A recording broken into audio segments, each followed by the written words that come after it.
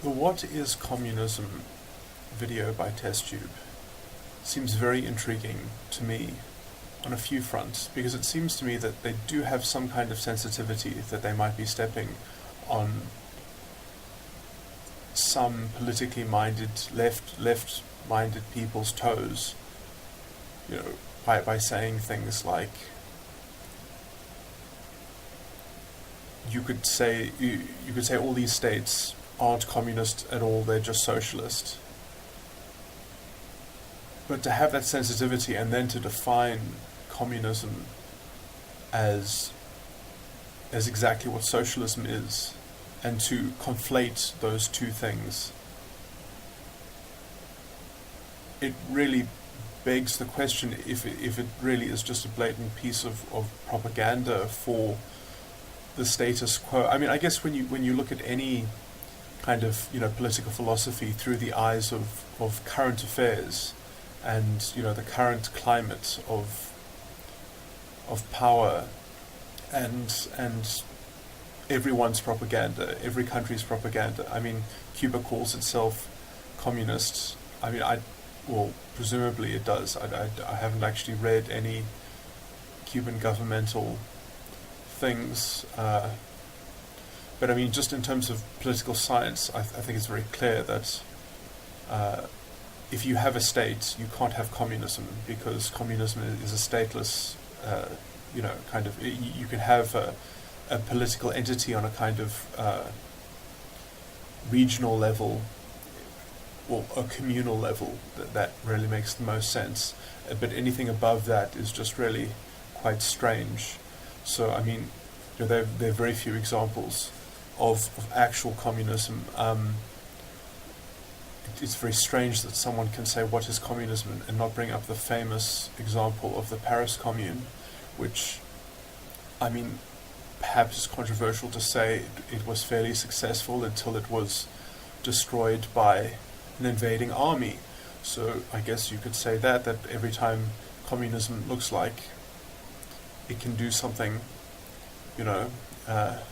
it's very vulnerable to being strangled like a baby in its cradle, which is why Lenin had to, or why he pragmatically solved or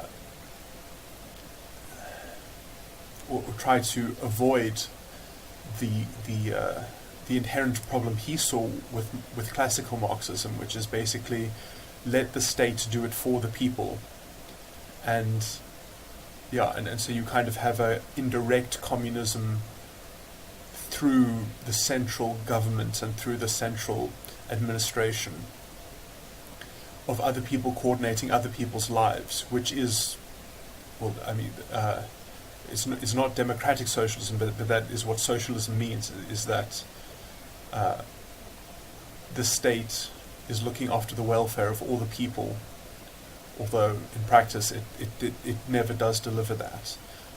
And the specific, I guess, dishonesty that I do think is in the video What is Communism by TestTube is that it defines communism as all members of production equally owned by members of the state. All the means of production are equally owned by the members in the state. Sorry, I'm probably missing a few prepositions, but yeah.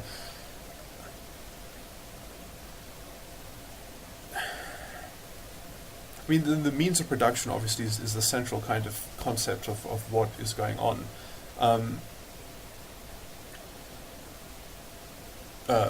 In socialist and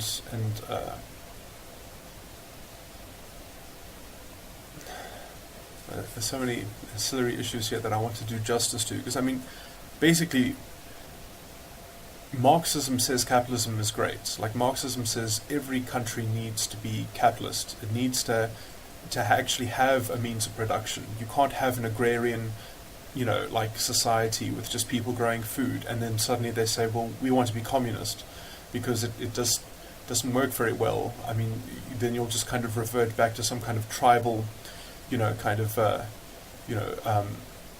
arrangement where which was also described as primitive communism, I guess, in the Marxist kind of paradigm. And then, so Marx says, well, what will happen is you'll have capitalism naturally. It is more efficient. More people get more energy. So, it's easier for society to go from an agrarian society to a capitalist society. And then the whole Marxist hypothesis, which has nothing to do with utopian communism. These people don't care that communism is morally superior. They just, it's not like, oh, we should be communist because it looks pretty. It would be cooler. We would be nicer people for doing it. It's literally that capitalism doesn't work. Capitalism works great for a long time, and in the end, everyone will starve to death and die because there will be no oxygen because the last tree will be cut down. Like the Native American prophecy, and that's. And before, I guess, hopefully, according to Marx, before we get to that very end stage, before we actually do cut down the last tree, people just get thrown out of work. So, like the whole 99, what was it? What was the movement? The 99 percenters. Like that whole political movement. That's Marx predicted that. Like that was his whole thing. Is the 99 percenters are the proletarian, which means the working class, basically, that are so dissatisfied and disenfranchised with a system that doesn't cater for them and that just concentrates more and more wealth and creates more and more dissatisfaction. And these 99 percenters can see the, immaculate, or is that the right word? The decadence of the society and what it might provide and how it isn't providing for them just because of, it's. Marx, I guess, had no idea about the service industry. So that kind of, in the Marxist paradigm, that really extended capitalism's life. Marx, I think, looking at, he predicted in our human history that there would be a revolution sooner, and capitalism was kind of saved just by certain developments. But the same stresses that Marx predicted seem to be pretty inherent. But yeah, okay, now I'm just giving you the whole Marxist spiel. But yeah, and so what Lenin did was he said, look, let's look at America. This might sound so radical, but let's say the 99 percenters are like, let's have some kind of different economic system because this isn't working for us.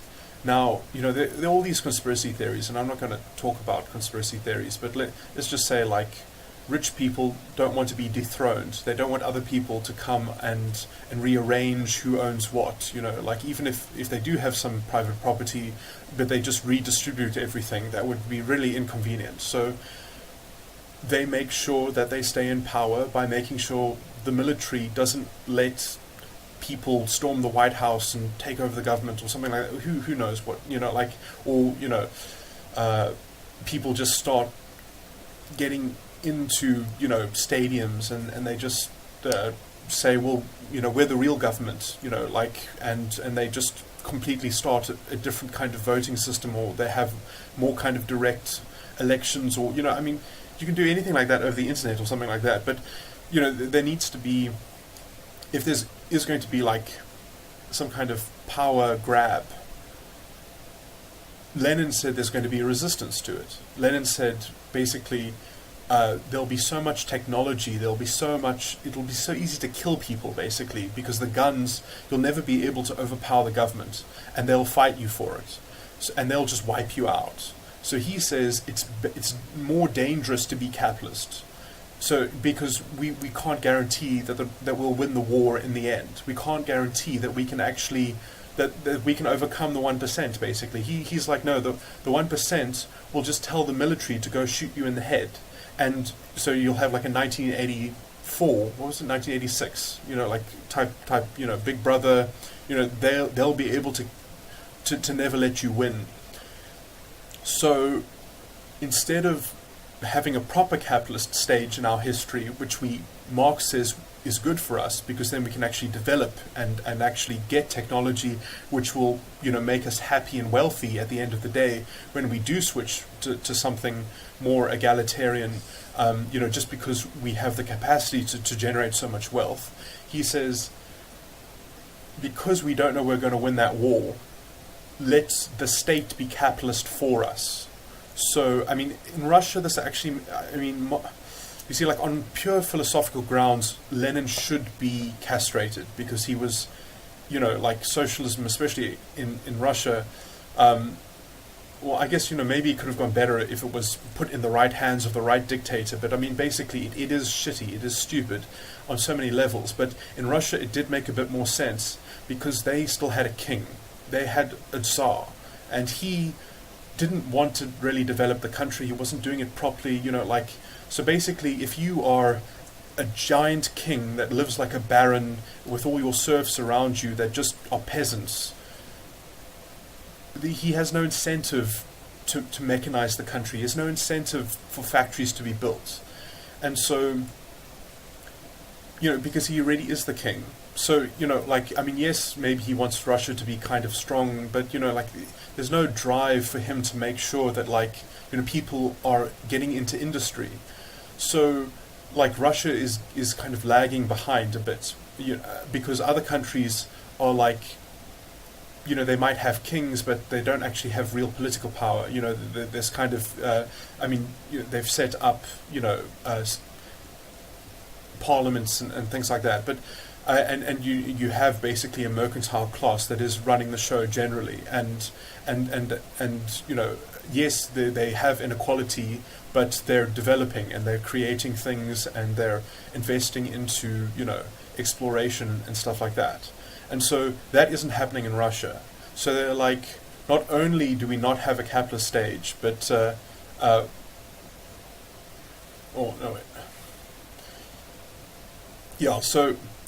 not only is the capitalist stage perhaps not going to work for us in the long term, because we don't know if we'll be able to win power in the end, even as Marx predicted, the system will beg to be overthrown. He is almost like, he almost poetically talks about, it'll have these death pangs as it's giving birth to the new system, which, if you just look at the zeitgeist, if you just look at the movie zeitgeist, you can say, it's directly from the Marxist literature. It's so interesting. You have all this stuff that no one seems to comment about, although, you do get little bits of it in different media and things like that. But okay. So when you start talking about the means of production, and then you say members of the state, that is socialism 101. That is Marxist Leninism. That is how Lenin rebelled against Marxism and says, "Look, I fixed it by skipping your stage."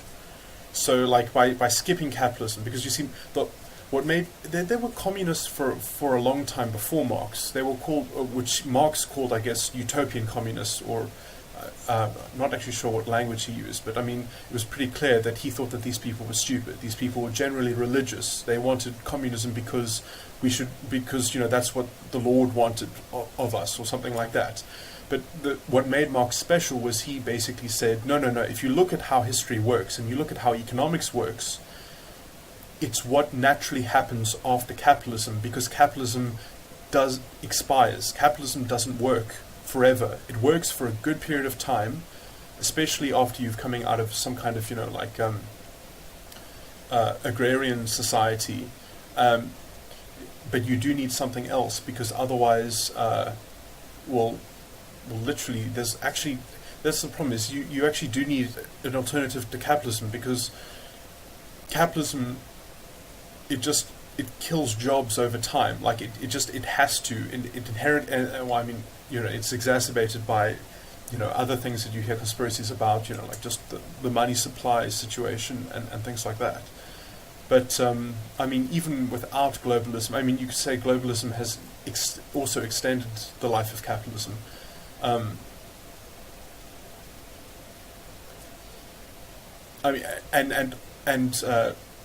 not for poorer countries, for the richer countries, because the richer countries have been able to tap into larger markets.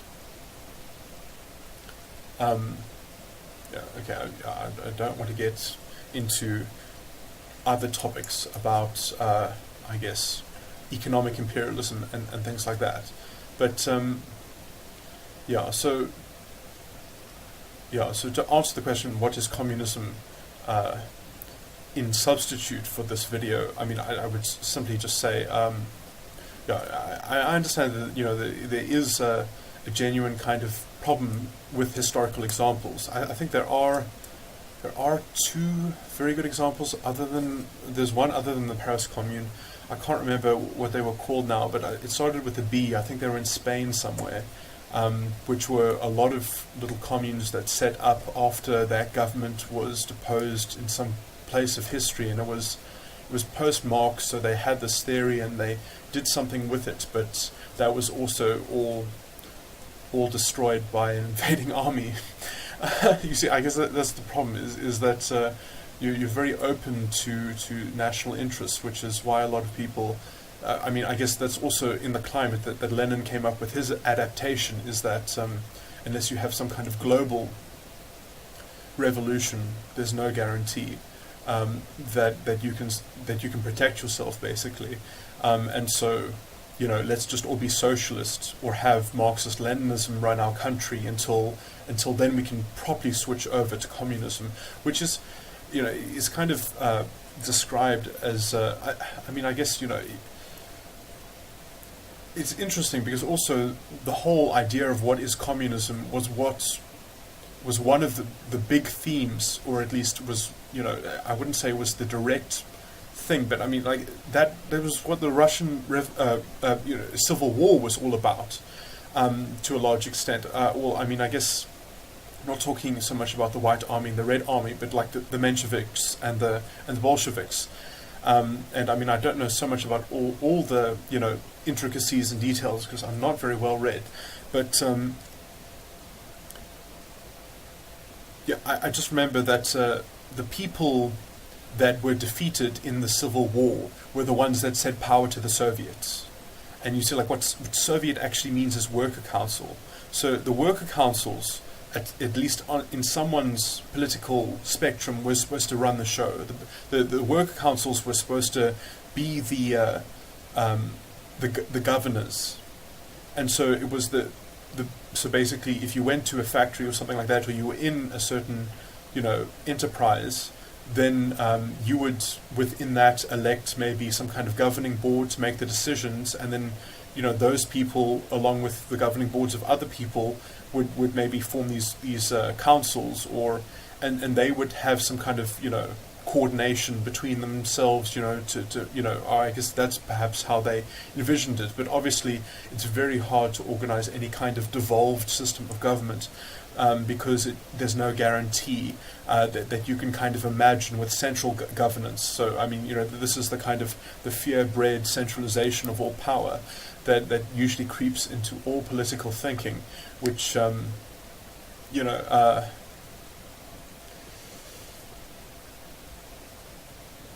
so, I mean, that's my own spin on it, but obviously,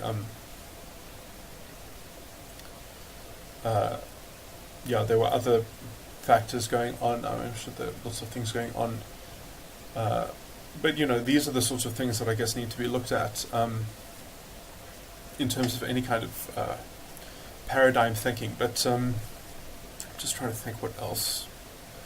Okay, well, yeah. So communism is basically, I mean, obviously this is open to controversy, but to me it's very clear that communism is basically, you don't get a wage for your labor, you get a share in the enterprise, not the collective of everyone else's enterprise, just your own enterprise, basically. So basically, if you are working for someone, you part own that business. So you have a say over it. And I guess, in that way, you could, there's no reason really to talk about ownership. It's just to talk about coordination. So like, who has the right to coordinate what happens there? So I mean, I guess, if it's a very big place, then maybe you would have some kind of voting or something. I don't know. Like, if because you do perhaps need some level of administration depending on the nature of the thing. You can't really describe a communist system in just one person's relationship to their enterprise, because you need a system basically of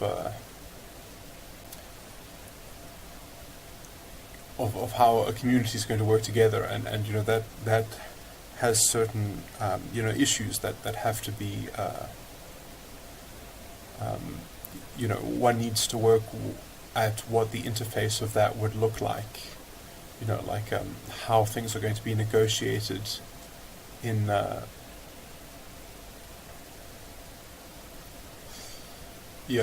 and I mean, but how I've described things, I think, is actually accurate, and those descriptions can be maintained with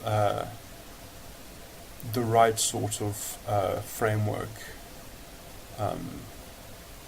So I'm just basically saying that I acknowledge that my description of how communism would work, I can see that working within a communist framework, although it doesn't necessarily meet because I mean,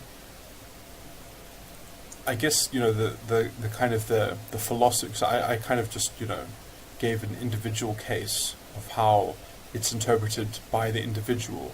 On a collective point of view, how you would look at it is that the means of production are owned by the community at large, in a sense.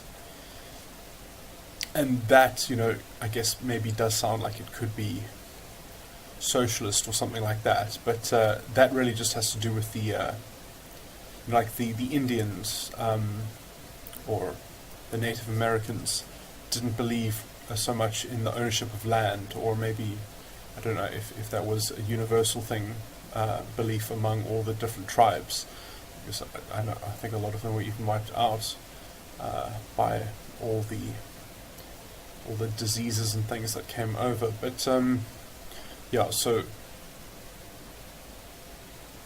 it's kind of the land that you're on is kind of, it's yours because you're on it, kind of thing. So it's like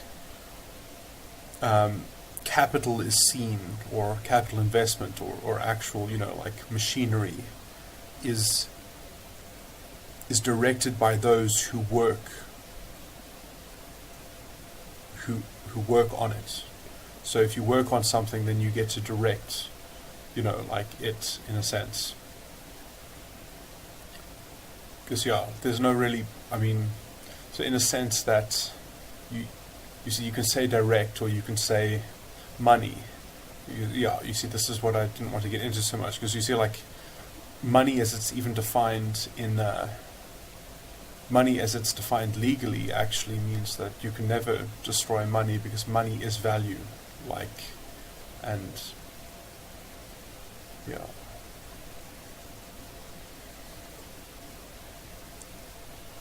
and people will see things as valuable. They'll see being able to direct their energy, or the fruit of their labor, being able to direct that is power in a sense. And so there is a kind of money, although but obviously when you have that power, it's if you try to barter with it, you'll probably end up getting much less in a system of kind of commercial bartering, which leads one to try and profit from the exchange. As soon as you have a kind of incentive to profit, after all the machines have been built, after all the means of production are laid down, there's really no reason to aggregate, a surplus, because if you generalize that incentive, it just makes everyone poor, because there's less available to the community. It's almost like it creates more stagnant money than it creates flowing money, which reinforces. Because the more fluid the actual fruits, of people's labors are, the more exchanges happen in a shorter period of time, the more effective, the system actually is. Because you can measure it in output, but if you measure it exchanges per, the frequency of exchange, that's where you get a lot of your wealth from, just in terms of the efficacy of the coordination. But yeah, this is just kind of vague economic descriptions. Just as a small addendum, I guess just to cover my arse in case I'm going to get slated. Marx, in his literature, I believe, does talk a lot about socialism, because he presumes that basically after the revolution, in an advanced capitalist society, the easiest way to sort out how communism will go will be to first collectivize power and to have a state run.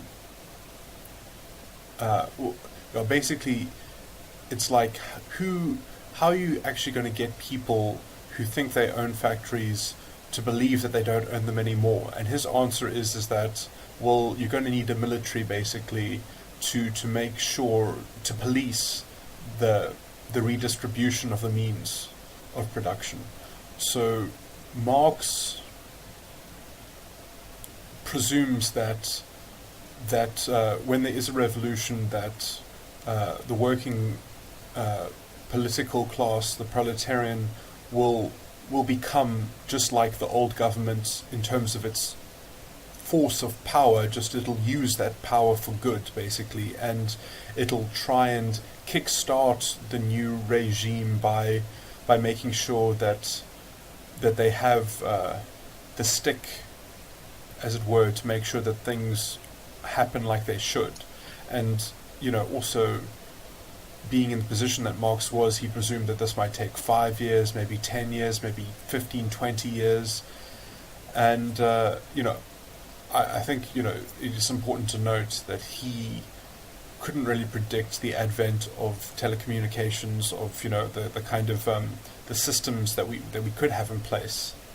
I'm South African. It's very interesting. When there was a revolution in my country, a lot of people were paranoid that things would just stop working, because there was actually, I think, a week or two where there was a complete power vacuum, where basically almost no one was in charge for a very small period of time in the handover.